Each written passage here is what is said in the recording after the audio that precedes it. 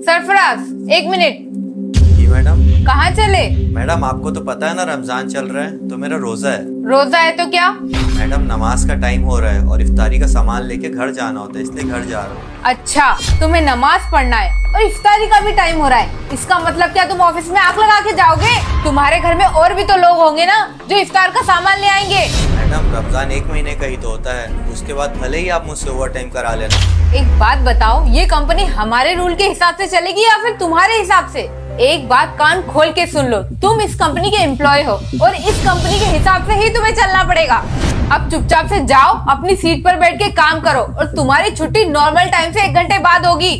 और ये क्या खेल लगा के रखा है? ऑफिस में ये टोपा टापी पहन के घूम रहे हो, मस्जिद समझ के रखा है क्या? ये तेरी टोपी ना कल से जेब में रख के घूमना। चल निकल यहाँ से। ठीक है मैडम। सरफराज रुको। Good evening sir. नेहा, ये क्या बदतमीजी चल रही थी सरफराज के साथ?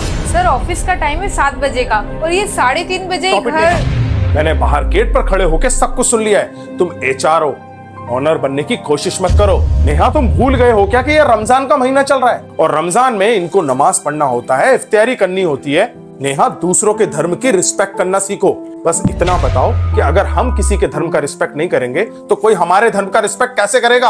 और तुमने सरफराज को क्या बोला था? ये टोपा टोपी लगाकर मत आना। मुझे इतना बताओ कि हमारे जो पूर्वज थे वो भी तो टोपी लगाकर ही घूमते थे ना, चाहे फिर नेहरू जी हो या फिर महात्मा गांधी।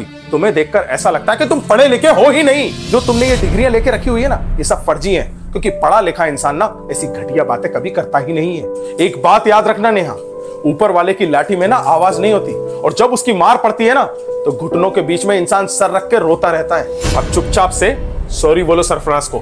सॉरी। और सरफराज, तुम्हें 4 बजे तक जाने की कोई जरूरत नहीं है। जैसे ही लंच होता है ना सबका, उसी टाइम पर तुम निकल जाया करो। शुक्रिया सर हमें समझने के लिए। अल्लाह आपको हमेशा खुश रखे। और हाँ नेहा, तुम्हारे साथ में हमारी कंपनी का नाम भी डुबा रही हो। अगर ये गलती वापिस हुई ना नेहा, तो तुम्हारा इस कंपनी में आखिरी दिन होगा। समझ में आया? और हाँ, थोड़ा बोला कम करो और समझा ज्यादा करो।